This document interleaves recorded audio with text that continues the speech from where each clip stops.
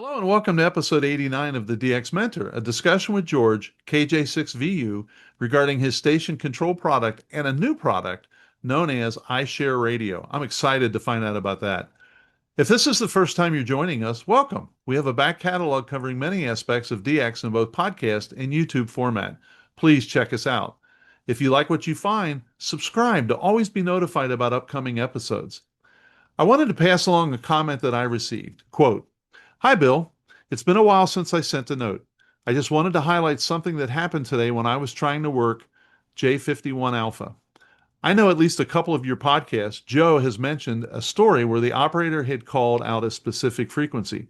Joe jumped up there and worked him on the first try, which emphasizes the need to listen very closely. I was able to work J51A on 15 meters, and then I jumped down to work them on 20. I was probably trying for about an hour or so. The operator called out 281 instead of up 5 to 15. I was reading something on a webpage, so I missed it. But then, after about another 10 minutes, he called out 279. I hopped up and he came right back with a 5.9 report on my first try. Thanks for the help on that one. 73 Tim, N9PN. Well, Tim, we're always happy to help, and emails like this let us know that we're getting the word out. If you have a question or comment or a story like Tim had, just shoot it to me at thedxmentor@gmail.com. Now, let's hear about the station controller. Well, good evening and welcome to the latest edition of the DX Mentor. And I say this every week, but tonight I really mean it. We are really, really excited. As usual, of course, I have Joe, WAGEX, and then our special guest tonight is George, KJ6VU, and we're going to get into something that with him that I know nothing about, but I was so amazed when I saw it at date, and I just had to connect with him and get the details. So, Joe, why don't you kick us off, and then we'll flip it over to George. Well, good. Nice to be with you guys tonight. Welcome to the podcast, George. George was on with us, what, a year ago, Bill? A little longer, maybe. Oh, has it been? Okay. So I got started way back when, got hooked on DXing and love it. I'm on the radio every day. I just can't get away from all this. So that's enough about me. George, tell us something about you, buddy. Hi, Joe. Hi, Bill. Thanks so much for having me on. Let's see, my ham radio history goes back to the 70s. I got my novice ticket back in 72 or 73 and crawled my way up from novice to through every one of the ranks to extra. And most of my ham radio activity, I do a lot of building, a lot of designing, building products and fun projects. And for operating, my favorite mode, CW, even though I'm not all that great at it, but I learned CW as a novice, and that's still my favorite mode. And I do some portable operating. I really enjoy that a bunch. Yeah. So, have you been licensed long enough? Do you remember when you weren't sure if you passed the test or not, and all of a sudden you get this envelope of cards from the little print shop, and yeah, Yes, I do actually. And yeah, I did my novice exam. My neighbor was a ham. And so he gave me my novice exam and off it went to the FCC, and it was a couple of weeks before I heard anything back. But then I started getting the advertisements. So yeah, I knew something was Yeah, up. yeah. that was a heck of a You, long wait too. I'll tell you. Even though, Oh, it was terrible. yeah, you used um, to get a pack of QSL cards, yep. from a printer, so you knew that your license was coming. Yes. Yep, Yeah. so. When I stopped by, I was looking at different things at date, and of course, I wanted to say hi to you and meet you and everything. But you had this station controller concept. So from 30,000 foot, if somebody's just tuning in and say, "Well, what's a station? Is it just turning everything on and off? Is it remote operate? What is from 30,000 foot view? How would you describe your station controller?" Well, a station controller is, as the name kind of implies, it's a automation system that allows you to remotely monitor and control your station. And there's a lot of applications for that. The main big application that we target is remote HF station operation.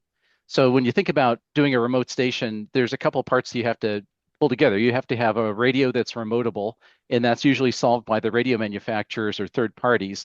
And once you get that in place, then you realize there's a whole bunch of other things you need to do, like be able to turn it on and off, change antennas, measure voltages and temperatures in the station, and so forth. And I decided that a few years back that it was time to make a commercial product that did that because the communications infrastructure is very mature. The radios were really good for remoting, and it was time to do some automation. And so it's essentially industrial automation pointed at the problems that hams have to remote their shack. So the thing that impressed me was that it seemed to be very modular. So it isn't like I'm buying this box and I really only need 15% of it, but I'm gonna have to pay the whole freight, right? So Right. so how are people using it? Can they use it like for single op 2 radio or just remoting a single radio or Well, there's all kinds of use cases. So the most typical use case is I have an HF radio, it's at a remote location, or it's at my home and I plan to be away from the house and want to operate remotely. So I'll have the radio, one or two antennas, power supply, and then I need a station controller, which is a hardware and software solution that you use to connect to all the stuff around the station in order to turn things on and off and monitor things. So this way you have peace of mind. So like when you're far away, if for some reason the radio gets stuck in transmit, you've got a way to shut it off. Or if you go to key up remotely and the meters aren't really giving you the kind of indication you'd like the SWR is abnormally high or whatever, how do you diagnose that? Well, you need to have a way to monitor critical points in your system, like your forward and reflected power, the voltage coming out of your power supply, temperatures, and so forth. And so the station controller lets you do that. And the hardware is a set of modules, and you can mix and match whatever modules are necessary for your station.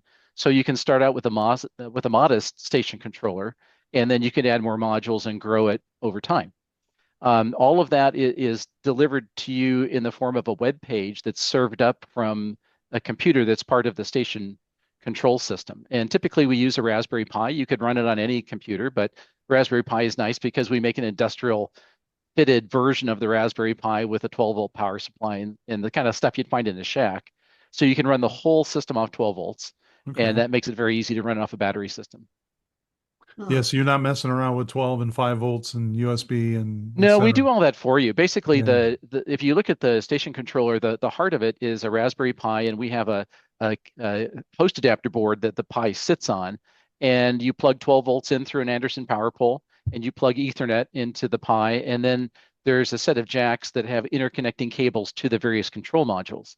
And we have a family of 5 or 6 different control modules you can choose from, depending on what it is you want to do. So there's a general purpose IO module that's got 16 or 18 IO channels of like voltmeters and relays and temperature sensors and stuff like that. There's an HF coax relay that lets you select one of 4 antennas. There's a VHF UHF one that's 2 antennas. There's a watt meter module that lets you measure forward and reflected power on various bands HF or VHF UHF or even 1.2 gigs. Wow. And then others. So you can kind of mix and match depending on your station. So if I'm also worried about the actual heat in the shack, there's a way for me to split that off and add a thermistor or something to. Yeah, yeah, the GPIO module has 2 temperature probe ports, and they're actually for digital temperature probes. They're not thermistors. So Okay. the nice thing about that is there's no calibration required. So the temperature sensor is in a little metal capsule, and then there's a cord that runs back to the controller, and you plug it in, and as soon as you plug it in, it starts reading the temperature, and you can set it for Fahrenheit or Celsius, and off you go. There's also some really cool software that we're building for this that allows you to set alarm conditions. So if you find your reflected power is too high or your temperature is too high or your voltage is too low, then it could trigger and take some kind of action. And that's where Okay. you really get into to automation in a remote station. So like in Joe's case, he runs so much power, you might want to do your temperature gradient in Kelvin or something, right? You might. that's how Yeah, I I hear heat you. that. That's how I heat the house. Yeah. So so to measure the forward power, you put the temperature probe on the hard line, and you measure the temperature at the. That's I right. mean, there's a lot of applications for this stuff, even beyond HF remote, which is kind of again what we've really tailored it for. But I have one user who's got a repeater system, and in his application, he's in the Northeast, and he gets some really severe weather. And he said, "Look, I have a repeater antenna and a backup, and what I want is to run my repeater on the main antenna. But if the SWR gets very high, I want it to fail over automatically to the backup antenna." And so he said, is that possible? And I said, that's like super easy. I mean, we got all the hardware to do that. You need like a tiny little bit of program code to say, if this gives me this measurement, flip that relay. But it's very easy to do that sort of thing. Is it all in Node-RED? That's all you need? Yeah, the way we ship the system, the main control computer, the Raspberry Pi, runs Node-RED. Node-RED is an industrial automation programmable logic controller development environment and language that originally was developed by IBM, which is also now open source. So there's no fee to use it.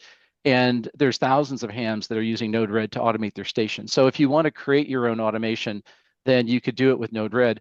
The way we ship the product, the Raspberry Pi comes with an SD card with Node-RED built in and a flow, which is what they call program in Node-RED.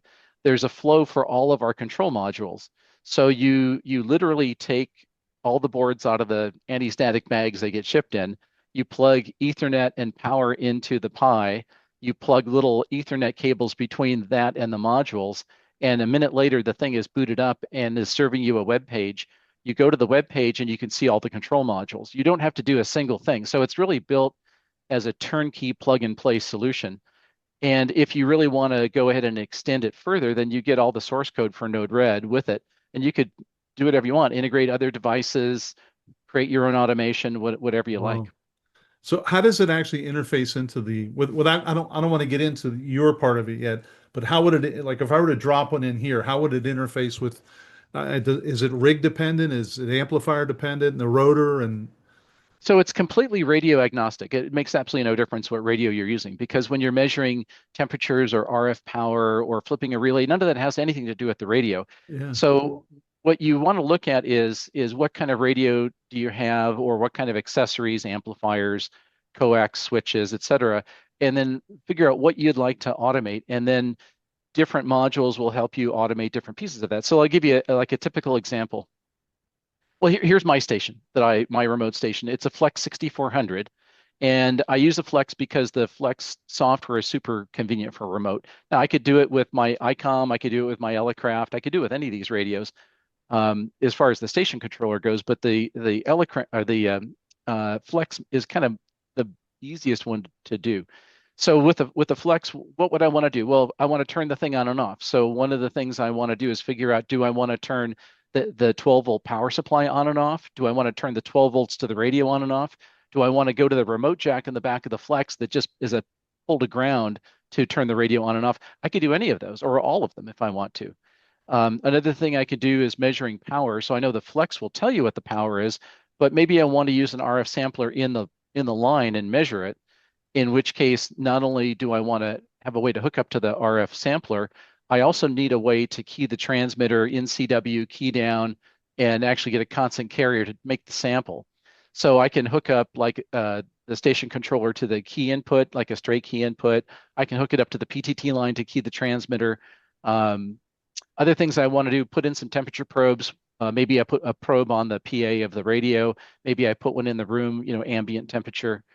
I will probably have at least 2 antenna ports at a minimum, 1 antenna and a dummy load. So I'll use the HF 6-meter coax relay and at least use 2 positions for that. But most shacks have at least 2 HF antennas, like a vertical and a dipole, or a Yagi and a long wire or something. And often 10, 15, 20 on maybe on the tribander, and inverted V's on 80 and 40. And so you need to switch the antennas around. And so the coax relay lets you do that.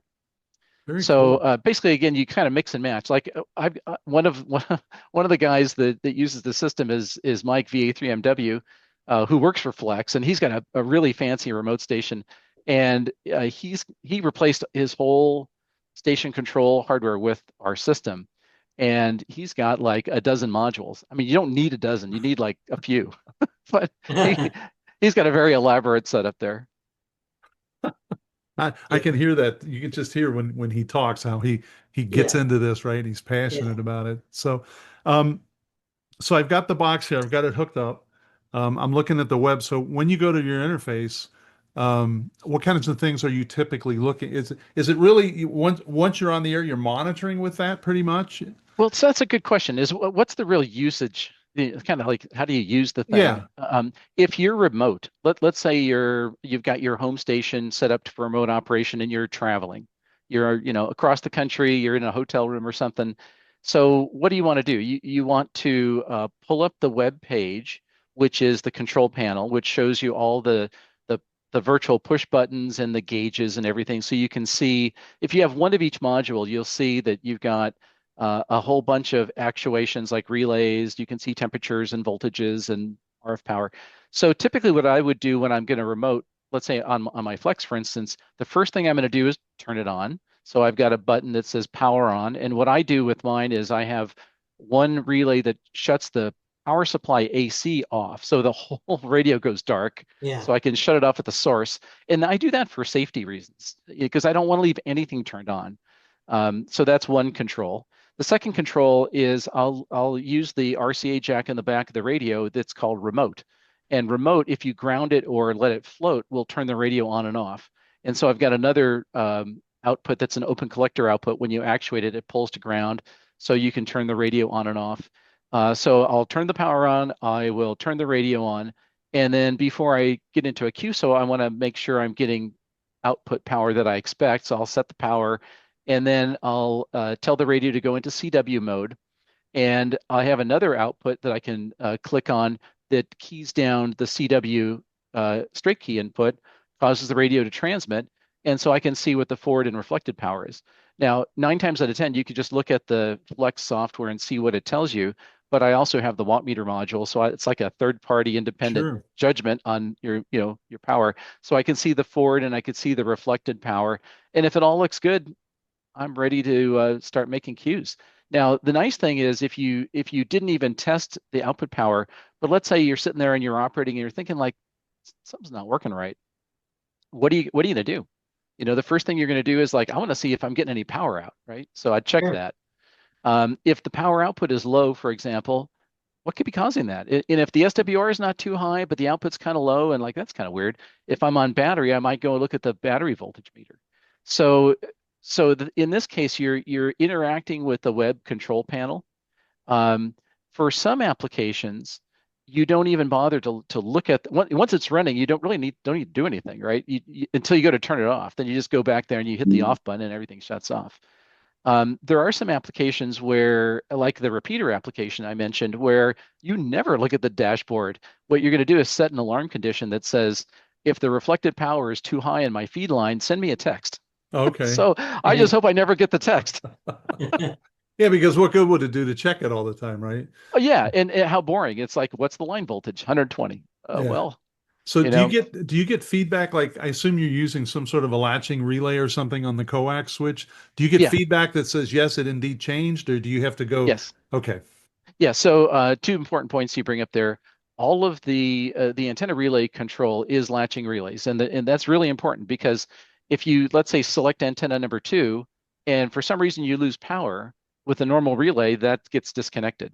With a latching relay, you stayed connected to 2, and this is very important if you're in a snowstorm or the power gets knocked out. You want to make sure that your radio is still hooked up to the last antenna it was hooked up to, right? Yeah. So the latching relay is an important thing. The other thing is the way the control algorithm works. When you're on the dashboard, let's say you're gonna switch antennas. So I'll see 4 buttons, one for each of the antennas, and you can label what they are. So let's say I'm on the vertical and I want to go to the Yagi. So I click button number 2.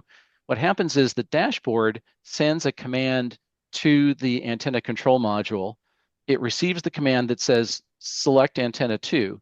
It actuates that. And by the way, it actually de-energizes antenna 1, pauses for a few hundred milliseconds, then actuates antenna 2. Then the module sends a message back to the dashboard that says, here's the current state of all the relays. And so then it updates the display. So what you'll see is next to each of the 4 antenna buttons, there's a little LED. If the LED is green, that's the selected one. If it's red, it's not selected. And we could do text if you're colorblind. So there's an option for that. But what you'll notice is like if you press the button to select antenna 2, it won't change to selected for about half a second to a second, or maybe 2 seconds, depending. And the reason is it's going through that complete loop. So whatever the LED is what the control module believes is the current situation, and it's sending it to you. So it's not a fire and forget. It's a closed loop control. Wow. Very cool. So what would I'm, you go ahead? no, I was going to say what I just described is like basic industrial control stuff. So you never send a command and hope it worked. Yeah, You always want to you want to ensure that whatever you say is actually been done. So you're not kidding yourself. um, yeah, I know you've talked to a lot of people about this. What is one misconception or one thing you'd like to clear up? In other words, even when I stopped by to see you and I heard your whole pitch, it was like, well, yeah, okay, I get it, but I don't know how that would interface here, or how would I do? What is kind of some of the misconceptions that you find you blow up after you talk to people? So I think there's really two things. One misconception and one which is kind of a challenge. So the biggest misconception is like, man, this must be hard and I need to learn Node-RED and I'm not a programmer and all that. The way we design the product, it's a black box. You literally take the modules out of the box, you plug them together, you power it up, and after a minute, it just starts to work. Now, if you want to customize it, that takes some work, right? So if you don't Sure. like antenna one as your label, you want to say Yagi, well, you got to go in and change the word Yagi in the thing, and it's really easy to do it. So modification is pretty trivial. So probably the first thing is this like complicated, and do I need to be a computer scientist to use it? Absolutely not. It would have been 20 years ago if you rolled your own, but with this out of the box solution, it's not required. Um, Probably the single biggest challenge that most people have is that they have to wire stuff up, and it's almost like, yeah, I want to remote my station. What do I need? Well, you need this thing. Okay, now what do I hook up? And so you have to give that some thought. Now, some things are pretty obvious and some aren't. One of the things that we started to do is to build some app notes to make it easier. So, for example, if you've got a flex radio, we have an app note that says, here's a typical wiring diagram of how you would hook up all the stuff that I just mentioned. And over time, we'll add more app notes for more radios. But once you really start thinking about it, the basics are pretty straightforward. I've got to turn power on and off, so I need a way to do that. And it depends on what you want to turn on and off. There's different solutions for that. The antenna switching is really simple. You just plug your coax in and plug your radio in, and off you go. The coax relay has BNC connectors, which you might say, BNC, that's kind of weird. But BNC connectors are really convenient for this kind of installation because you got a lot of cables. You have a fairly compact space. And we sell cables that go from BNC to PL259 for your shack rigs, and then the antenna feed line coming in usually has a pigtail that hooks up to it. Hmm. Um, Gosh, three things jumped in my head. So what if I have an amplifier? Does your coax switch, can I switch antennas on the back end of the amplifier? Or is your coax switched 2 kW or 100 watts or? Yeah, great question. So it depends on your amplifier. So there's a lot of the higher end, fancier amplifiers will do coax switching built into the amplifier, maybe two ports or sometimes more. In which case, you already have some sort of control panel that talks to your amplifier, and you don't even need our antenna relay. Um, the antenna relay that we make two. The HF 6 meter is the 4 port, and then we make a VHF UHF 2 port. So the 4 port HF switch is rated at 100 watts. I've got at least two or three customers that are putting like 200 watts plus through it, no problem. But I don't rate it for a kilowatt. So we started looking at building a kilowatt antenna relay, and it occurred to me that there's already a bunch of those on the market. And so if you go to the like DX Engineering and say, antenna relay, they got a whole bunch of them, right? Yeah. And so we started talking with the DX engineering guys and said, we could make a kilowatt coax relay, but you guys already make them. Why don't we just automate yours? And they're like, that's a great idea. And so we Yeah. have a brand new module that's just coming out now. In fact, there's one sitting here on my desk. Ooh. So this is what the module looks like. And if you go to DX Engineering website and look for their 8-port coax relay, they make a really nice 1x8 or 2x8 coax relay. And the way you control that relay and a lot of other ones is you run a big control cable from the relay to a box that has a big knob on it. And so usually there's 9 conductor, it's kind of like rotor cable, there's a 9 conductor cable a common and then like 8 positions, and you set the knob, and that applies a voltage to the box that sets the relay. And if that relay's in your shack, life is good, but they're never in your shack because they're out at the tower, right? Yeah. So that means you got to run this 9 conductor cable, whatever, 200 feet to your tower. Um, so what we did was we made this control module that completely replaces the switch box. So we have 8 small signal relays that are built into the controller, and you can jumper select whether or not you are applying 12 volts or ground to the connector. And then you run your 9 conductor cable from our controller module to the relay box, which is probably like 2 feet. So you probably have like a cabinet at the tower with your relay in it, and then you just stick our controller in there, and those short little 9 wires is all you need. And now what you're doing is you're remotely controlling the coax relay from the shack. So you don't need the box with the knob. What you can do is now have a virtual control panel. So in our Node-RED dashboard, there would be, let's say, a 1 of 8 set of buttons. So instead of 1 of 4, like the one we make, it would be 1 of 8. So you select whichever antenna position you want, it sends the command, and it sets the relay. Um, and, but wait, there's more. There So is. so it turns out when we were talking to the DXE guys, they're like, we got a lot of different antenna relay boxes, and so we looked at what they have, and they have things like phased array switching Yeah. units. They've got some that are like for verticals to change the phasing of a vertical array. And we said, well, just like give us the manuals for everyone you want to automate. And so it turns out there's 10 different relay control boxes that they sell, either their brand or someone else's. Stack phasing array switching, 1 of 8, 2 of 8, broadside directional antennas, et cetera. And so what we did was we built in all 10 of those personalities into this control module. So what you got here is up to 8 outputs. Now some of those boxes take all 8, like the 1 of 8 takes all 8. Sure. There's some of the vertical boxes only need 4 outputs, and so you can use 4 of these and then have 4 left over for general purpose use. And then there's a dip switch right here, and you set the dip switch for the personality that you want. So when the module boots up, it knows, oh, this is a high Z 4 element stacked thing.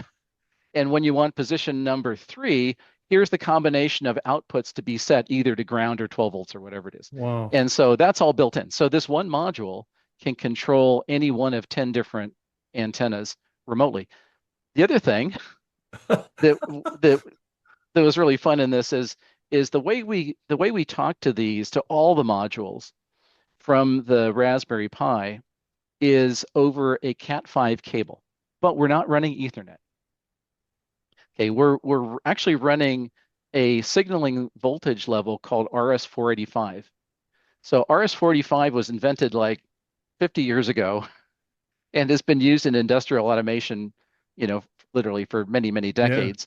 And it's a twisted pair, but it's not a point-to-point like RS-232. RS-485 is what they call a multi-drop network. You can have as many transceivers on that 2 wires up to like 16 or 32, depending on the hardware. And that means you can have a whole bunch of devices on the same twisted pair. So we use Cat5 cable because it's literally snip, snip, you plug it in and you're done. And not only can we transmit the data, and by the way, RS-485, you can transmit over literally thousands of feet. So we can not only transmit the data on that, but just like power over Ethernet, we can also put and do put 12-volt power on that Cat5 Um, Yeah. cable. so you can power all your modules as soon as they're connected. Correct. So let's say you Very have that cool. 1 of 8 relay from DX Engineering and you have our control module at the tower, but you don't have power. One big piece of Cat5 cable, we can supply power and we can supply control at the same time. And it's just click, click, and you're done. It's Wow. that simple. Um, So with something like your GPIO module, if I had the DX Engineering sells a reversible beverage on the ground, yes. and it requires you to flip a relay basically. So I could hook that up to the GPIO and then have a button that says reverse beverage antenna. Oh, yeah. Yeah. Yeah, if it's a single relay, yeah, you can just do that with the GPIO module. That's super easy. And let's say you've got your shack set up with one GPIO module in the shack for power control and temperature and power supply voltage, and now you want one at the tower.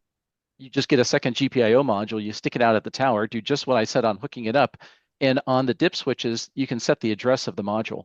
So you just set it for a different address, and you have two flow modules in the code for your Node-RED. And you literally go into the Node-RED source, you lasso the flow for a GPIO module, cut and paste it, change the address, and republish it. Like you just hit the deploy button and it just starts working. And so now you Wow. get another module. So you can mix and match as many of the different modules as you like. You're really taking me back to my HBIB Yeah. instrumentation days, I'll tell you. So when you had the picture, and we'll drill down in a minute, I'm finding it very interesting to get the topology here. Do you have any issues, and I'm sure you don't, but have any issues with RFI? Either from somebody's sitting here running 1500 watts, and I mean, it didn't look like that was encased or shielded or anything. So Yeah. do you have any issues like that? You can. I've only had one customer that had RFI issues, and they just put a choke on the Cat 5 cable, and that solved the problem. So we really haven't run into much of a problem like that. If you think you might have problems, you can always harden it. You can always put it in a Yeah. metal box and all that sort of thing. But in my experience, that really hasn't been much of a problem. So I think it's a case of like any other piece of electronics that's in a radio environment, it can be susceptible to RFI. Ours is certainly no more susceptible to anything else, but it can happen. So I would say, be prepared to deal with it if it happens. But in my experience, when it has cropped up, it's been a case of, putting ferrites in the right place, and then the problem goes away. Joe, Uh, did you have a question? yeah, I got all kind of Well, questions. go ahead. I've been talking too long. So when somebody orders from you, George, you need to know all their station equipment. Am I correct? No, we ship standard equipment that's pre-configured, and once you get it, the user needs to think about what they're trying to do with it, and when they get it, it'll just do what they want for the most part. So let me be a little more specific. So let's say you get the antenna control module. It's a one of four. I mean, there's like not much to think about. I plug my radio in the common port, and antenna one goes to this jack, and antenna goes to, dummy load goes into jack three. Like there's not much to think about. If you're hooking up the general purpose IO module where the interfaces are more generic, switch closures, temperatures, voltages, then you have to think out like, what am I going to monitor? So let's say, for instance, I want to monitor my power supply voltage. Okay, I need a piece of zip cord to go from the two terminals on station controller to my power supply with a couple of lugs. So I mean, that's for simple stuff, you have to do that. Um, when you're talking about turning the radio power on and off, 9 times out of 10, you're talking about turning a power supply on and off. If you're turning the AC on and off, we would recommend a opto-isolated AC power switch, the kind of thing you can get on eBay from a company like Digital Loggers or any other ones, where they have the actual AC switch themselves, and we just provide a low voltage path to switch it. So there's really not that much that you have to worry about. And if somebody's not sure what they want to use it for, then they could just email us and say, "Hey, here's my station. What would you do?" Yeah. We often just give them feedback. And once they get the feedback, the reaction is like, "Well, that was pretty straightforward. I Sure. expected something more complicated." Well, why didn't I think of that? Yeah, Yeah. yeah, Yeah. yeah. So, cost-wise, somebody needs to, they want to go to remote, and they call you up, and so is the cost pretty general, or is it just depends on what the operator wants to do? Well, it depends on what they want to do. So let's take a typical scenario. The typical station requires the Raspberry Pi module, assuming they don't want to supply their own PC. If they really want to cut the cost, they can supply their own PC, but then they're on the hook to load the software and figure that out themselves, which is certainly doable, but it's some work. So you need the Raspberry Pi module. Uh, Probably everybody gets a GPIO module because you got to turn the power on and off and have basic stuff. So that's the first module most people get. And then it kind of depends on your application. If you have a radio with multiple antenna ports and you're running 100 watts, you don't need an external antenna switch. You don't need it. If you have, like most radios, a single antenna port and you want to switch multiple antennas, then you need the coax switch. If you have a watt meter that in the radio that you can observe, you don't need the remote watt meter module, but some people still like to have it, or they may not believe the meter. So Yeah. you might want the meter. Um, but also, even if you could read the meter on the radio, if you want to eventually automate things so that a measurement actuates something, then it's handy to have it. And like I said, some guys have, one or two modules, and some guys like my friend Mike has like 10 or 12. A So dozen. the cost of each one of the modules right now, we really kind of try to keep the price as low as we can. Each module is about $230. The new one with the remote antenna relay control for DX engineering is at $250. So let's say in round numbers, each module is like two and a quarter to 250. So a basic setup is going to be about $500, and like a pretty well tricked out station is about $1,000. Huh. And So that's if I, pretty doable, isn't it, cost-wise? Yeah, I mean, when you look at the total cost of your station to then enable the Sure. remote operation, it's really not that bad. Yeah. so if I were to do the full get up, would I get a DX ham radio workbench pillow like the one over your shoulder there? Yeah, that's extra. Oh, okay. Call me. Wow. It's much more than I thought it was. And so congratulations to you. And what would you say is the most unique application so far you've seen somebody use this in? Oh, I think the automation stuff where the fella did the repeater Yeah. monitor is because it really takes advantage of not just the interactive version of all this, but the automation capability of Node-RED. So that's really that was really pretty cool. Beyond that, everybody is pretty much doing the same thing, which is a basic setup of a Raspberry Pi host module, a GPIO, and probably one or two other modules is pretty typical. So that $500 to $1,000 kind of price range Yeah. is average.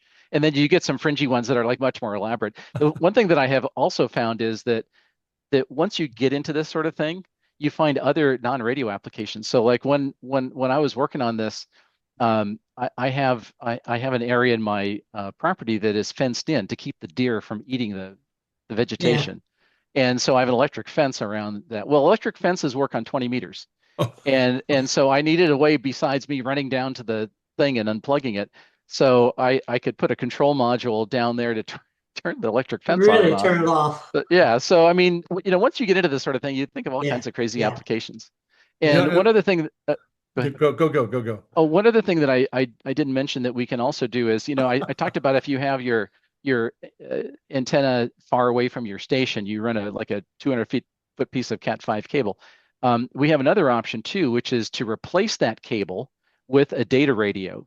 And you can here in the US, you can use 900 megahertz unlicensed, and we sell these little 1 watt data radios where you literally plug the radio into the station controller on one end and into a module at the other end, and all of that data is now transmitted over the air. And of course, you have to have power.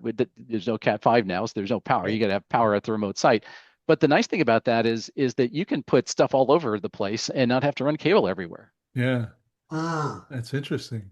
That's really interesting. As soon as you start talking about GPO, I thought, I'm always worried about my sump. I had one time the sump pump didn't kick off and I had a flood down here. It was like I could easily configure that. And I'm getting alert from my flex. Oh, the sump pump. It's not the flex. Yeah, well, see, that's the cool thing is you can set up your dashboard for all your ham radio stuff, and then once you get your pump wired in with its own controller, like that's just another gadget that's on your dashboard. Yeah. Yeah. Well, but before we jump over to more detailed slides and things, what do you see as, and maybe you don't want to give this away yet, but I've listened to you enough on the radio and talked to you once or twice. I know it's not like, okay, I have the station controller thing. I'm happy with it, and we're just going to sit still and enjoy it. I know in the back of your mind you've got, like, Something. are we looking at AI? Are we looking to integrate it with Alexa? Are we looking for voice actuated commands?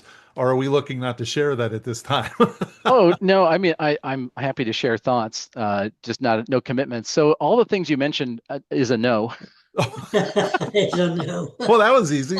So you now you could do that stuff like you can interface your Home Assistant Alexa or whatever into your Node-RED dashboard. So all that integration exists. So you can make that happen if you want to. But that's really not where our priorities are. So our priority, first and foremost, over the first year, which we're kind of working through, is to get a complete set of usable modules and software out the door. And we're with this latest antenna control module, we've kind of hit that first plateau. The next major thing is a software application called iShare Radio, which we should talk about.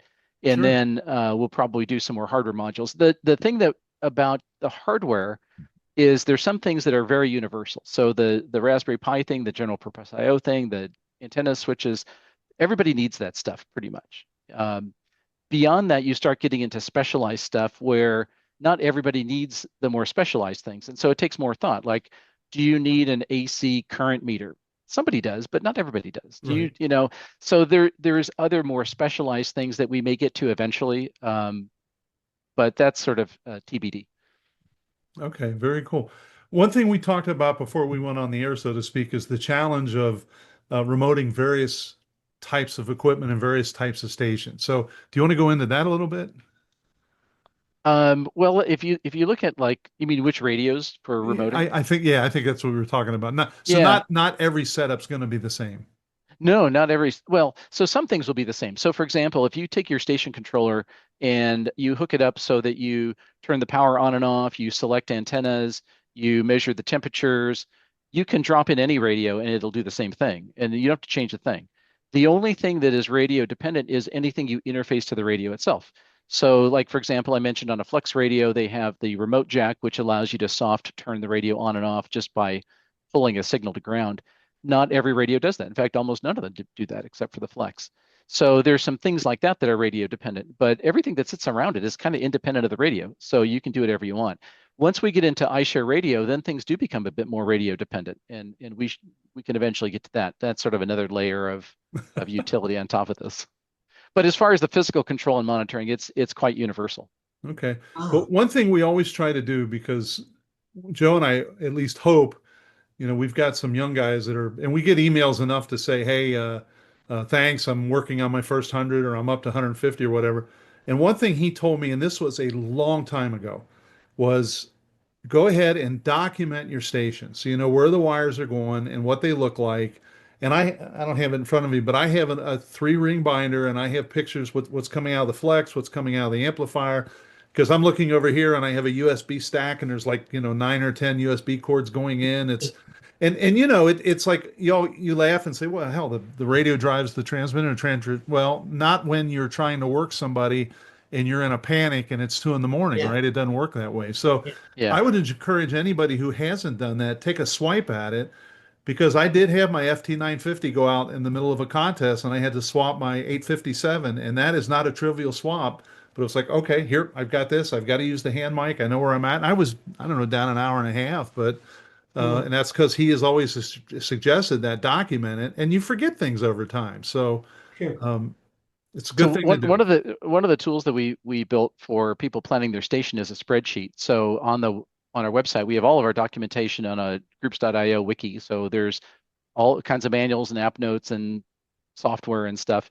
And one of the things we put together is an Excel spreadsheet for the modules. So on the GPIO module, there's an entry for every single IO channel. So there's 4 open collector outputs, there's 4 dry contact relays, there's 4 digital inputs, there's 4 voltmeters, there's 2 temperature sensor inputs.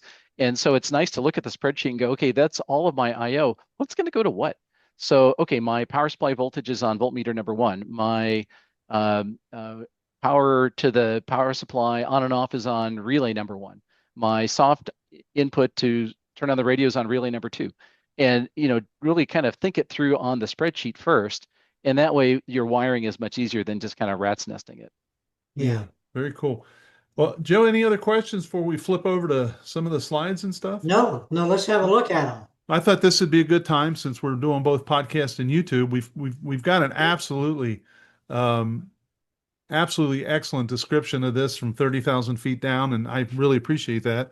And we're going to get into a little more detail for a few minutes, so you can certainly hang on and listen, or flip over to the YouTube version. Um, and let's see what George has to show us. So I'll try to describe what we're looking at. So if you're just listening to the audio, you'll get it. So I think you probably see a picture of me. Let me switch over to. No, your slide's right in the middle. Oh, you got the slides? Yep. Yeah. Oh, good. Yeah. You never can tell. No. Okay. So we already talked about a lot of the background about, what we're doing and why we're doing it and all that sort of thing. So just as kind of a reminder, here's some of the split between what does the radio do and what does the station controller do. So the radio does or the software from the vendor does radio control, audio transmission, PTT, CW keying, and so forth. And we're doing the other stuff: AC, DC power control, radio on/off, antenna switching, voltage measurements, RF power measurements, temperature, band decoding, and so forth. So here's a image of a typical station. This shows a flex. It could be anything. You've got a power supply, radio, dummy load, and antenna. And so you want to be able to instrument and control these various pieces. So you want to turn the power supply on and off, turn the radio on and off, measure the power supply voltage, et cetera, et cetera. This is a picture of what the station controller looks like. The way we manufacture the boards, the modules, as you said, Bill, the modules are exposed. They're not in a box. And the reason for that is because people are going to be wiring these things up and changing them and all that. And we felt that a box would be kind of cumbersome to do that. So what we did was we took the controller modules and then we made a base plate. And those controller modules are mounted with a little 1/4-inch standoff to an insulated base plate. And then you can mount that base plate however you want. You can mount it on a 1U rack chassis or shelf. You could mount it on a wall, screwing it to a piece of plywood. My favorite way to do it is to use DIN rails. And so DIN rail is a technique that's used in industrial automation. And what a DIN rail is it's an extruded aluminum U channel that you just screw to the wall. And then there's clips on the back of the carrier plates that just let you snap the modules onto the rail. The advantage of that is, number one, it's easy to install. Number two, if you vertical mount it, it's easy to wire it up and rewire it, because for the first year, you're going to be changing a lot. So resist the temptation to stuff it in the box and hopefully you got it right, because you probably didn't. So having it exposed on the inside of a cabinet or on a wall or somewhere on a piece of plywood is really the ideal way to do this. The other advantage of DIN rail is that there's a zillion aftermarket commercial pieces of hardware you can get. If you want a relay, there's DIN rail relays. You can snap it on the DIN rail and wire it in. Voltmeters, there are power supplies, you name it. So we're really using industrial automation techniques to build this system out. So what you see here on the wood here, lower left-hand corner, is the Raspberry Pi host adapter. And you can see we've got 12 volts coming in the bottom. So there's a built-in 12 to 5 volt power supply. We ship this unit with a Raspberry Pi 3. That's all you really need. If you want to run a Raspberry Pi 5, that's fine, or a 4, or another computer. But you have to install the software if you use another computer. The module in the upper left-hand corner is the GPIO module. You see along the bottom, there's 4 connectors. Each connector has 2 terminals for every channel, and usually it's like the voltmeter and ground, voltmeter, ground, voltmeter, ground. So every input can be a twisted pair so that you have plenty of ground reference terminals. Relay contacts, open collector, digital inputs that are opto-isolated, and up at the top there are temperature probe inputs. And on the top of every module facing you is a 2-line LCD, and the 2-line LCD rotates the display constantly, so all of the measurements that are being taken are displayed on that meter. So if you want to know what your power supply measurement is without even going to the web page, you can just look at the display and it'll tell you as it rotates through the various voltmeters and inputs and outputs. That's pretty smart. The middle on the bottom is the wattmeter module. The wattmeter module allows you to plug in 2 directional couplers, and we use couplers from a company called WaveNode. WaveNode is a well-known manufacturer of watt meters, and the way they built their system, they have a control head and a RF sensor or directional coupler. And so you can just buy the directional coupler from them without their watt meter and just plug the coupler right into our module. And we've pre-calibrated for several of their different directional couplers. And the controller supports two. So a typical station, maybe you've got an HF antenna and you've got a VHF antenna. You can have two couplers plugged in on different bands and mix and match whichever combo you like. And we do measure the forward and reflected power on each of those two modules. Then to the right of that is the 4-port coax relay module. Again, it's a common and 4. In my shack, I have more radios than antennas, and so I use it the other way around. I've got 4 radios going to one antenna. So, or you can take 2 of them and common them together and have 4 radios going to 4 antennas. You can have as many as you want, hook them up however you like. See, And then, I would imagine K4SWL would have like 16 QRP rigs in one antenna. yeah, Yeah. exactly. No need for the amplifier there. No.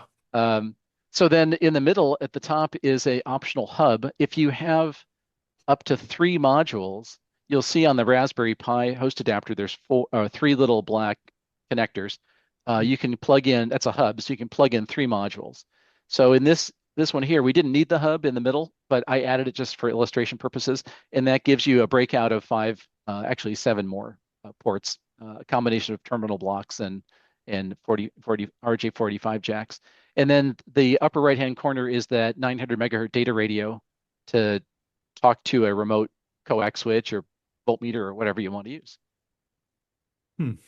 So this is kind of a typical setup. Very cool. There's a bunch of slides here. We don't have to go into a bunch of detail unless you have questions about any in particular, but they all have a very similar form factor. They all have the base plate underneath. They all have the LCD display. Documentation is pretty good. It explains all the connections. There's app notes, etc. Wow. So here's a picture of the directional coupler you can get from WaveNode that plugs into the module. End connectors are SO239. They make QRP ones. They make 2,000 watt sensors. They make 2-meter UHF sensors, and they make a 1.2 gig sensor. All of them we have calibrations built in for. You can just select which one you're using. This is a picture of our VHF UHF one. We made a box for this guy. So it's a 2-port relay. It's got an impedance controlled high frequency coaxial relay built in. So it's got good isolation and very good loss characteristics. So that's a nice flange mounted box. You can bolt that somewhere and you plug your Cat5 cable in, and that's data and power, and that's all you need to run it. These typically have end connectors. We've made some with SO239s, but mostly people want end connectors. Yeah. This is a typical DX Engineering antenna control application. Here's the 4-port relay I mentioned before. And you can see in the picture, the lower right is the typical control box with a 1 of 8 position. And this is the thing, you have the big 9 conductor cable between that head and the antenna relay. And rather than that, just put our control module next to that relay with a few, the wires running to it, and then everything is over the Cat5 as data. And you can see on the list there the 10 different personalities that we support with this new control module. So 1 of 8, which is, for example, the emulates the DXE EC8, which is that 8-position switch. Dual vertical array control console, BCD output for a variety of different kinds of antenna controls. ProStack broadband 3 antenna and 2 antenna phasing relays. Wow. The CC8 control console, which controls a bunch of different things. And then a bunch of the high Z array switching kind of antenna control modules. When I call DX Engineering for questions, for something for your stuff, would I contact you guys instead and not go through DXE, or would I go through them? That's a good question. Right now, I would say just the best thing to do is to join our groups.io, which you apply to join, and then I add you, so we don't get any trash on the mailing list. And there's like 100+ people on there, happy to help and answer questions. I monitor it constantly, and that's also where we publish all of our documentation. So that's where I would go for support, or directly to me. And eventually the DXE guys will know more and more about how it all works. But right now they're a sales channel, so you can buy it all from them. Yeah. But if you have questions, then it's best to contact me at this point. Okay. So this is what the dashboard looks like. What you're seeing here is the web page. So this is the stock Node-RED dashboard that we ship with the unit. So when I mentioned you plug the thing in and turn it on a minute later, the LCD display gives you an IP address. You type that IP address in your web browser and you get this. So right away you can start clicking buttons and flipping relays and doing whatever you want. The upper left-hand corner, those green and red buttons are for the GPIO modules, dry contact and open collector outputs. Below that is the 4-position HF coax relay. The next column over is the 4 digital inputs from the GPIO module. That is probably mostly useful, not just to look at the indicator, but to do some automation. So for instance, maybe you use one of the inputs as an alarm. So does someone open up the cabinet or open up the door to the shack? Or, maybe you take some kind, maybe you have a generator. Yeah. We've got some folks who have commercial generators, and when the generator fails, they'll get a switch closure. And so you can wire that into the digital input, and you can then say, well, if that digital input goes active, then send me a text message or an email or whatever. Next to that, you see 4 DC voltmeters. The DC voltmeter on the GPIO module measures from 0 to 50 volts, and you can display any subset of that. So for example, for most ham shack applications, you want to see maybe up to 16 volts or 20 volts. So I've set it here from 0 to 20 on the example, but it'll measure up to 50 volts, which means you can also measure PoE voltage and 24 volt, 28 volt battery systems, that sort of thing. The 2 temperature sensors show you the value in degrees and also give you kind of a cool color. And then next to that is the watt meters. So you see the port 1 and port 2.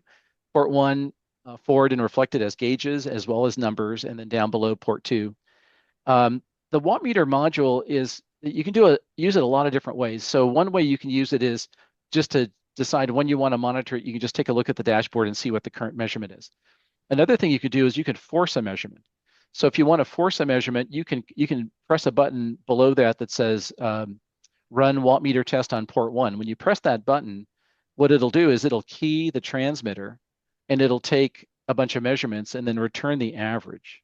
So that's useful. And we also have a PTT and PTT out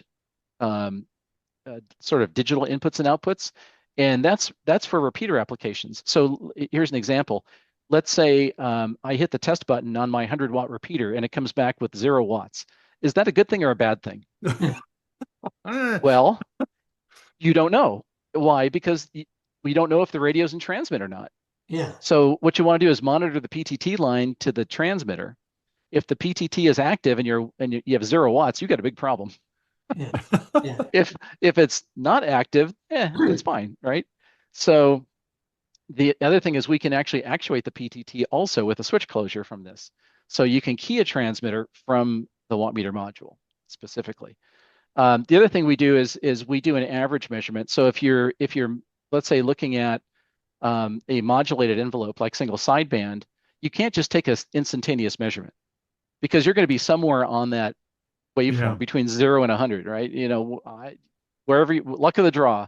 So when we take a measurement, we take 10 samples spaced out at about 100 milliseconds per sample. So it takes about a second to do a full sample. We take 10 samples, we average it and return that value. So that will give you a pretty good average power based on that 1 second of time. Okay, the other thing that you might want to do is you might want to not take a sample. In this case, you might want to see a dynamic meter reading. So let me give you the use case. Use case number 1 is I just want to make sure that nothing's goofed up. So what I really want to do is constantly monitor the reflected power. And if the reflected power for a 100-watt transmitter goes over 10 watts for a longer period of time, send me an alert. I don't even have to look at the display for that. But let's say you have an application for some reason where you want to get the update and watch that meter move dynamically. So the architecture of the system allows you to do that. What you do is rather than using the single connection between all the modules, you can create a second physical connection. You can create as many as you want. So we have a little USB interface. You plug a USB interface into the Raspberry Pi, it creates a new physical channel. You run a twisted pair of wires to just that watt meter module. So now the watt meter is sitting on its own physical channel. So any traffic on the main network will not be seen on the second channel. You go into your Node-RED dashboard, and on the watt meter, you say, don't look at this serial port, look at that serial port instead. Okay, so now I'm looking at two serial ports, no problem for Node-RED. And then on the module, you can flip a dip switch and you go into high-speed streaming mode. So we jack up the data rate by 10x, and we sample about 3 to 4 times a second. And so we're now constantly blasting forward and reflected watt meter data back to the dashboard. And when you do that, you can see the watt meter dynamically bouncing around. And it's pretty cool. Now, Yeah. once you do it, you go, wow, that's pretty cool. And then you may never do it again, but Yeah. like if you really want to, you could. That's so my point behind all that is you may or may not ever need to do that, but it kind of illustrates how the architecture is very powerful and allows you to extend it and customize it quite easily. Wow. We talked about bridging with the data radios. That's pretty cool. Here's a couple of examples of some of our users. So this is Kyle, AA0Z. Kyle's really famous for his YouTube channel, and he's done a whole bunch of talks at conferences and videos about Node-RED. So this is his remote station. He's running a Flex, and you can see on the left, he mounted his station controller on a rack panel in the shack. So he's got the Raspberry Pi, he's got 2 coax relay modules, he's got a watt meter module and a GPIO module. This is Mike. We've been talking about Mike throughout the show. So here's Mike VA3MW. And this is his first installation with the station controller before he got the other modules. So again, Raspberry Pi module, a coax relay module, and the GPIO module in this case. Now, since he's added a bunch more. And again, the DIN rail thing is really cool because you can see there's some relays, there's a power supply, there's some other stuff that's third-party stuff that you can get for DIN rail and just snap into it. And then you can see all the wiring very easily. This is another friend of mine, Charles NK80, and Charles is the first non-Flex example. So Charles is running a K4 and a ICOM 7100. And so he's got the Raspberry Pi module, the antenna switch, and the GPIO. And Charles is kind of famous because he's a doctor and he spends time in Tanzania working with the locals in setting up a hospital there. And so he goes there for like a month and runs remote. And so that's why he did the whole remote station. So when he's in Africa, he can actually work his station remotely. And that's it for the examples. So there's the visual version of the overview. Very impressive. Well done. Yes, very well.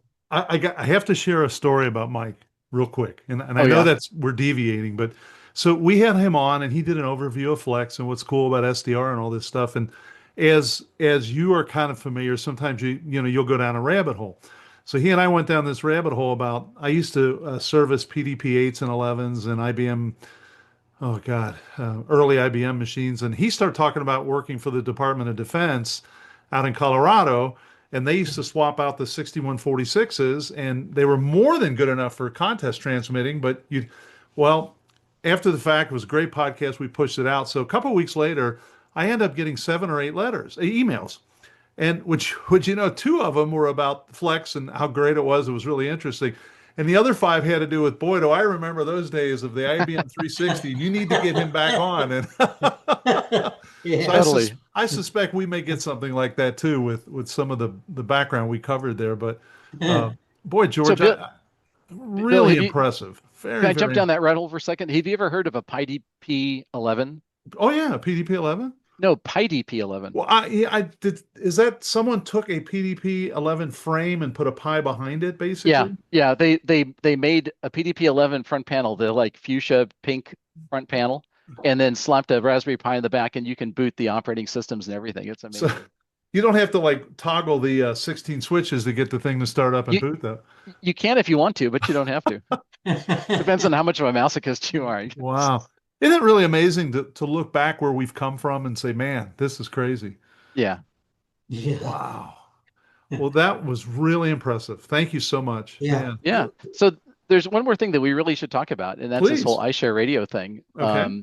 So this kind of the next thing. You said, well, what's next? And this is the next big thing that we're coming out with. And this is a software service. And the reason we're doing this is that when I first got my Flex several years ago, I asked the Flex guys, I said, okay, I get a login And if I want my friend to use my radio, I got to give them my login, and that's okay for my one friend. But if my club wants to do it, I don't want to give my 100 friends the same login. Can't you guys take your SmartLink thing and make it multi-user? And Mike's like, or whoever it was I was talking to, Flex, was like, yeah, of course, we understand that, and that's a good idea. But man, we got a lot of good ideas, and that's that's just one more. And so anyway, okay, fine. And time went on, and then I was working on the station controller, and about so work on the station controller really started in earnest a couple years ago. And about a year and a half ago, I was thinking, man, somebody needs to make some software that makes this more useful for a club.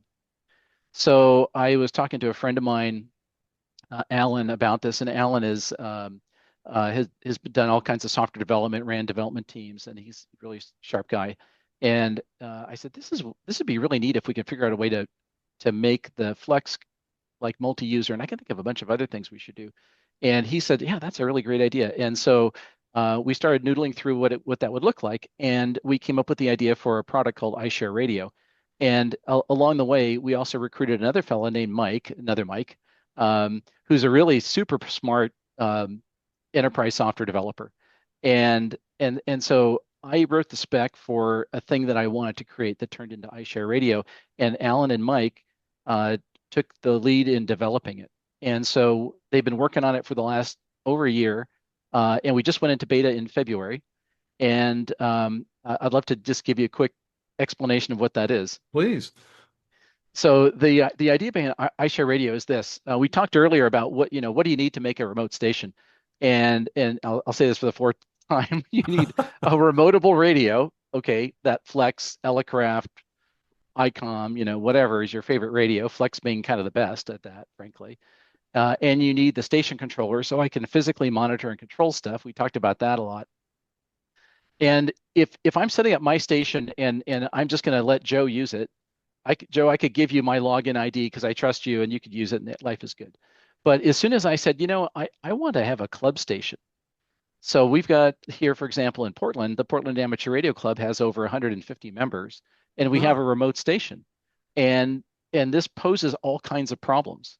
So one problem is I have one login ID, and I'm feeling kind of queasy about giving the one login ID to everybody. Yeah. Because I'd like to have some control over that, because anybody who passes on that login ID could get into the radio. So that doesn't feel very good.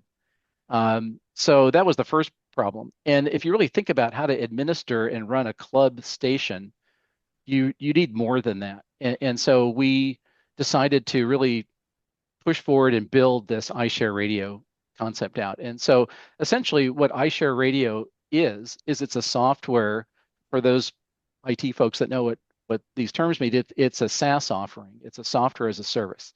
So what that means is that this software that I'm describing runs in the cloud and then talks to your radio and also talks to SmartLink.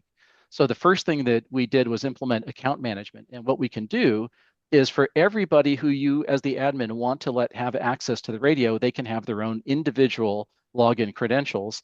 And if you're using a Flex radio, you never see SmartLink at all. You just see our front end. And so I log in as George, and you log in as Bill, and you log in as Joe when you log in, and you have your own password. So that's the first thing. So we essentially intercept the login, and we talk to SmartLink for you and authenticate the legitimacy of this connection, and then enable the traffic to go from the radio to you as the client. And you still use the same user interface. For the Flex, for example, by the way, everything I'm describing in its initial release is all supporting Flex and only Flex. Someday, we may do this for other radios, but Flex being kind of ahead of the pack, we started with them. And we've had a fantastic relationship with the Flex people. They're super excited to work on this with us. They've provided us lots of engineering support. So it's been a very great collaboration. So once you log in and you're authenticated through SmartLink, you just use Smart SDR or a Maestro or whatever it is that you're using to talk to the radio. And we're not in the middle of that. That's a direct connection, so there's no latency through us. The second thing that we figured out was, well, with a club of 150 people, everybody wants to use the radio on Saturday at 4 p.m. So we need a reservation system, and you could use something like a Google Calendar or an email to everybody. Hey, next Thursday I'm using it, but that's not very good. So you need a centralized reservation system where I can go in and I could reserve the system.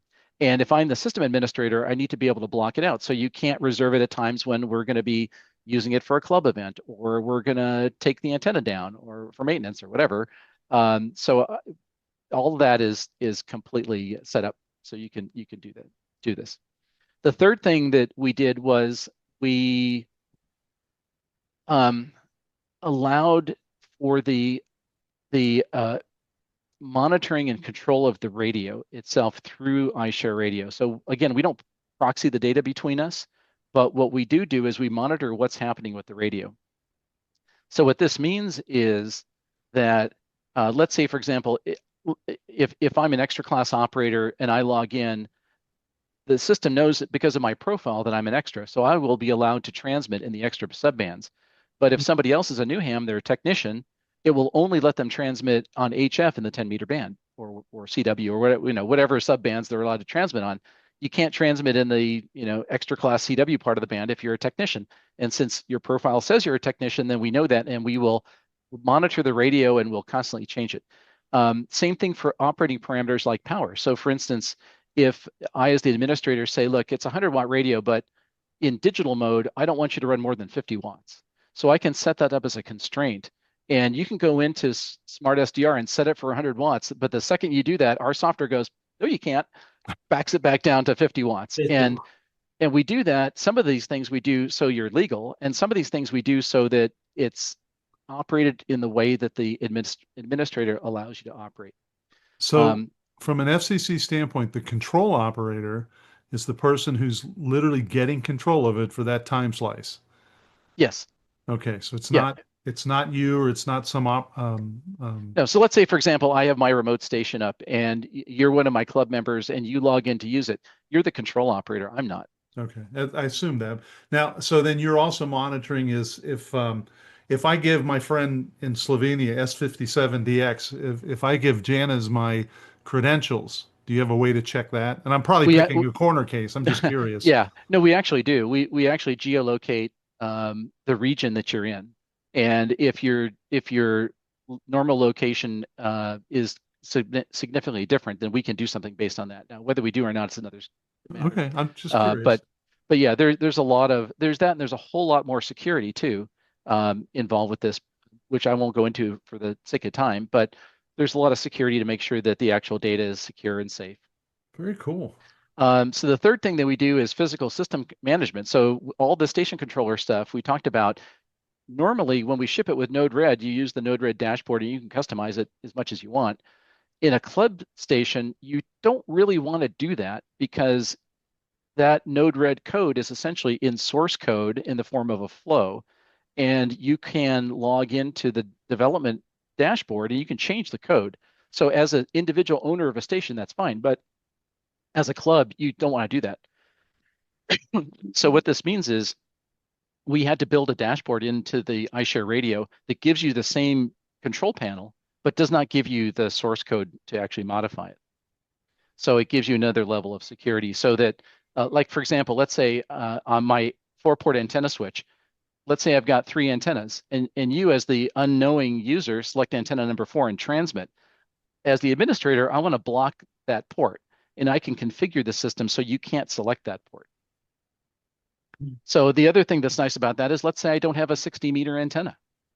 So I might, even though you're a extra class licensee, if there's no 60-meter antenna, I don't want to let you transmit there. So again, as the administrator, I can say no transmit on 60 meters or any band or any subband that I like. So that's the core of iShare Radio. The last little part about it is the notion of having a marketplace. And what that really means is having the ability to advertise the availability of the station. And there's a couple ways you can do that. We can either have a private system with members, or we can have a public system that's available for free or for rental. So in a private system, so let's say the 3 of us are good friends and I have my remote station.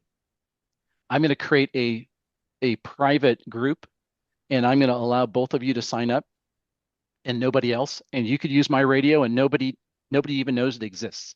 It's just amongst the 3 of us, and I as the owner can set what those operating conditions are. Now, some clubs put up a station and maybe they want to make it available for other people to use, but they want to charge for it. So the marketplace allows you to also list your station available for rent. And as the administrator, you can decide what dates and times are available. You decide how much you want to charge for it.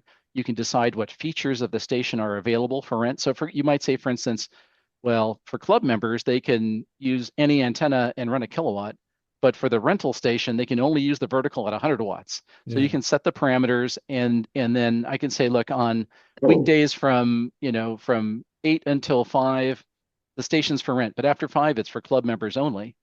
Then a person who you don't know could come along and say, I would like to rent your station for a couple of hours on Thursday afternoon. You, as the administrator, will approve that.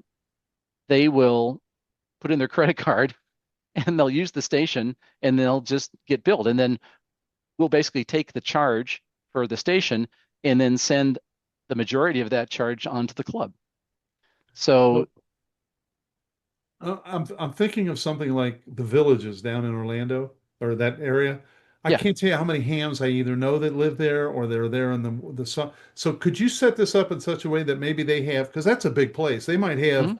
3 stations that are several miles apart, and you're going to reserve. You're not sure which one you're going to get, Right. but you could roll over and get door number one, door number two, or door number three, and it wouldn't matter.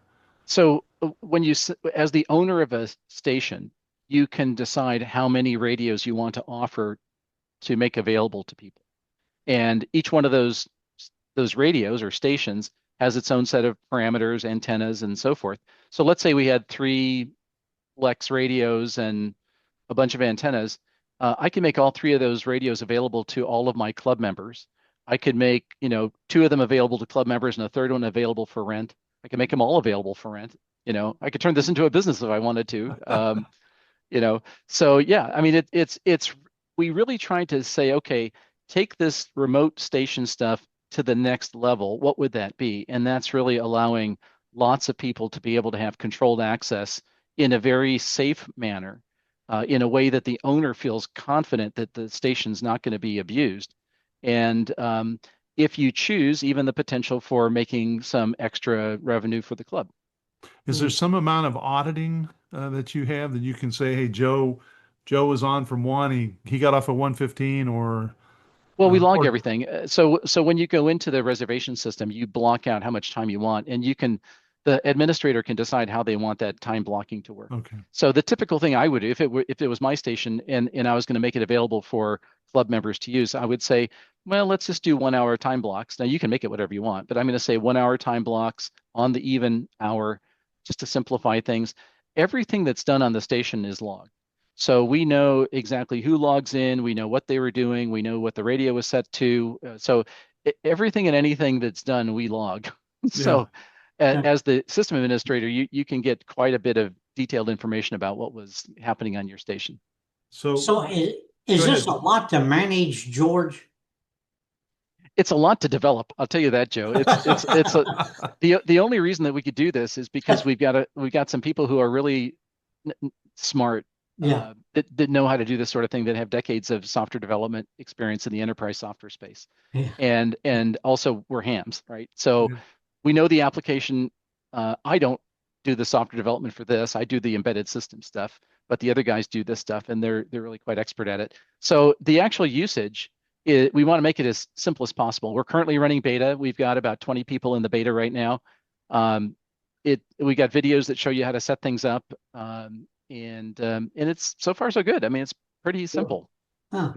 Is there any conflict with I'm sure there isn't because you're a very ethical person, but I go back to my novice days. You remember one of the questions was, you cannot operate a ham station with pecuniary business interest or whatever that term used to be. Yeah, Is there any? I'm sure there isn't, but is there? I've got my ticket, I've got my ham station, and now I'm generating revenue from that. Is there a oh, that's fine. conflict there? None whatsoever. So what that rule says is you cannot you cannot transmit information over the radio that is making money. So like, for example, um, I can't get on the radio and say, I am a ham radio retailer. I'm sitting here on 40 meters and I'm selling this radio as a retailer. Okay. Gotcha. I can't, can I order a pizza? Not legally, Yeah. Yeah. So that's using the radio to actually conduct the business. But if you're not using the radio to conduct the business, so making radio available as a service and charging for it's perfectly fine. It's like saying, well, can I sell a radio from, DX Engineering? Well, of course. You know, Yeah. you're, or can I manufacture radio? Of course. And there are other radio system providers that do this, like remote ham radio, RHR is probably the most well-known one. And you can go to RHR and you can put in your credit card and you could reserve a station and you could use it. And perfectly fine. So in a way, this is sort of similar. If you choose to use the marketplace, which is not at all necessary, if you choose to use the marketplace, then it's kind of like your own personal version of HR ham radio, remote ham radio, RHR. When you hear people say, "Well, I don't get on the air anymore because of my restrictions with my condo and all that other stuff," it's like, well, hang on, guys. There's a lot of things you can do now that you couldn't do 5 years ago. Oh, Yeah. yeah. And so that's exactly the use case that we're looking to help. So for instance, I can't tell you how many people I've talked to where somebody is in an HOA or they're in a retirement place, or for whatever reason, they just don't want to deal with the tower and all that stuff, but they have friends that do. And it's like, well, can I share my friend's radio? And the answer, if I'm the person with the radio that's going to be shared, I have some concerns.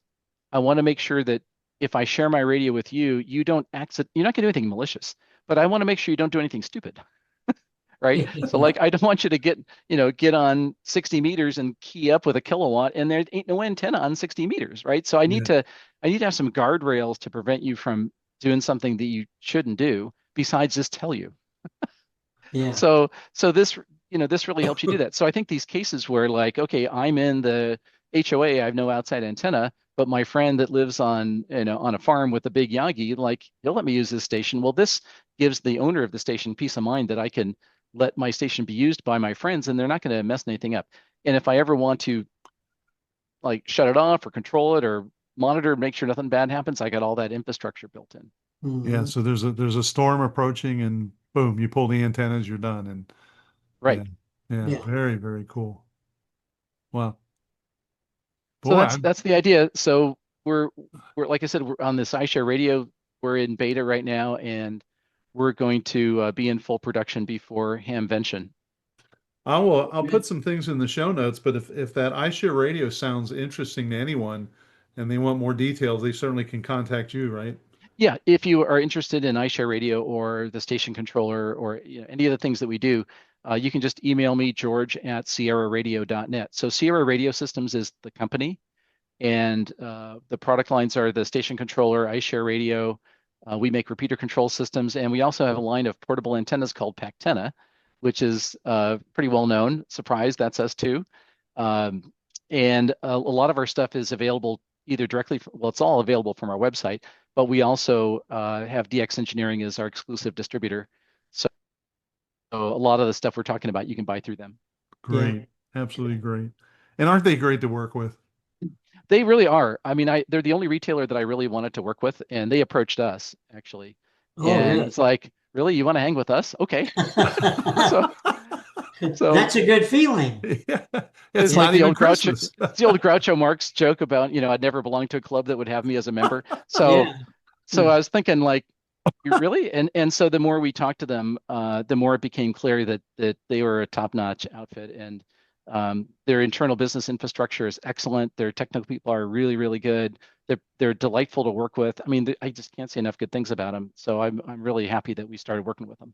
One of Yeah. our club members is an after-hours support person for them, KTV, Ah, and Dave loves working Yeah. for them and interacting and the stuff he's learned, and so it's all terrific. So, Yeah.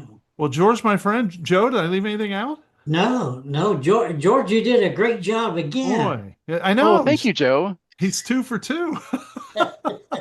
It'll be another 2 years before you have me back. Yeah. That's how the schedules have been syncing up, I'll tell you. But Yeah. we were talking before, and I sincerely want to mention this. This will be number 88, and when we did number one, I even got the courage to do it from George, from Joe, from K0MD Scott, and we put something together. We did it, and then right away I sent it to you and said, "Would you mind, sir? Would you critique the?" And your constructive criticism was terrific, and it's very much appreciated. Yeah. And then you actually followed up. So it wasn't just a, hey, you do this, do that. You actually followed up later and said, oh, I listened to these and it's much better. And maybe the, so again, I've said it 3 times, but I sincerely appreciate that. Um, it's just your contributions have been great. Your personal contributions are great. You've never said no. And we really do appreciate it. So Oh, that's And we very, have very not nice. wrecked the train yet. no, not yet. We're Well, coming around thank the you. corner. I really, really genuinely appreciate that. And I was excited to see what you guys were doing. And I thought, this will be a real winner. It'll be very popular and something that's really surprisingly lacking in the amateur community. You'd think, de-expeditions and DXing in general is like such a cornerstone of the hobby, but nobody really focused on it. And it was great to see what you guys were doing. And every episode, I learned something new. I'm constantly amazed at what people are willing to put up with to go to the places, Joe, like you've been to. Oh, It's like, oh my Yeah, God, I can't. yeah, To me, a de-expedition is going to the Four Seasons on Maui. I'm really not. yeah, I'm not the kind of guy who's going to a sand spit on an yeah, atoll. yeah. But yeah, I love hearing the stories and all the trials and challenges. It's really Yeah. quite inspirational. I've been reading a book by Cesar, VE3. He was one of your guests. Yes. Oh, listen to Yes. you. Yeah. Yes. Yeah. And so in the book, he literally talks about for his IOTA, and it was a D expedition, but he was taken to Polar Bear Island, and he Yeah. was put in a tent. And the guy said, "Okay, I'm leaving." He said, well, "What do you mean you're leaving?" Well, I got to get back before dark, but here's a rifle and here's 8 rounds. Yeah. What do I need Wow. that for? And he says, they call it Polar Bear Island. He said, just For a make reason. sure you shoot within 10 feet so you don't miss them. And Yeah. Cesar's Oh thinking, my I'm God. going to let a polar bear within 10 feet Jim. of me.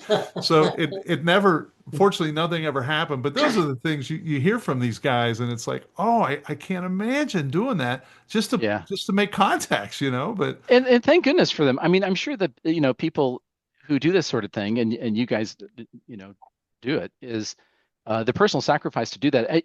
I'm sure there's a lot of satisfaction that comes out of it doing it. But what a gift to the community. I mean, if you guys didn't do this sort of thing, like, no one would ever work some of these really exotic, crazy places. Yeah. we'd all be sitting here just staring at our radios on the antennas in the Yeah. backyard. Yeah. Yeah, It's yeah, kind of the totally. old Gary Larson, right? The living room before TV, and it just shows everybody coupled around looking at a spot on the wall, Yeah. the far side. So, well, George, thank you so much. We've taken up more Yes, of your sir. time than I wanted to, and it's as always, it's just brilliant. I can't wait to see you in May. George, Joe, and I will come by and shake hands. Awesome. Maybe we'll sneak a cold 807 over to you That'd be great. I'd and love to do that. Yeah. Love to catch up with you guys in person. All Thank Yeah. right. you so much for having me on. Thanks, Yeah. Thank George, you very much, George. and thanks, Joe. Uh-huh. We'll see you. Bye-bye. Joe and I really enjoyed this conversation with George, and I hope you did as well. He's just a great ambassador for amateur radio and for the spirit of doing stuff on your own and figuring it out. And I just think we're so much better off to have George in the hobby. So thanks, George. Thank you for joining us on this edition of the DX Mentor. If you're enjoying these DX Mentor episodes, please hit the subscribe button.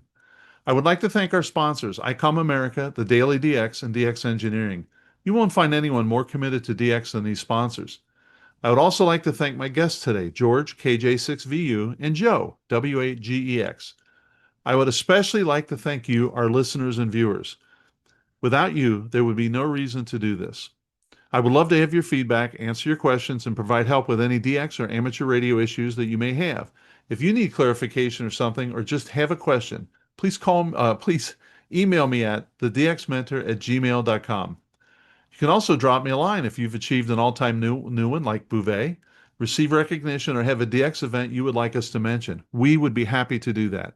Remember, you can get weekly updates on DX activities every Saturday morning via the This Week in DX podcast and YouTube episode. They both drop around 1200 Zulu every Saturday morning. Also, you can catch the DX Mentor Weekly Show on W2PHradio.com, the only internet radio station dedicated to ham radio. 7-3 for this episode, and thanks to my XYL Karen for her love and support. I hope to see you in the pileups.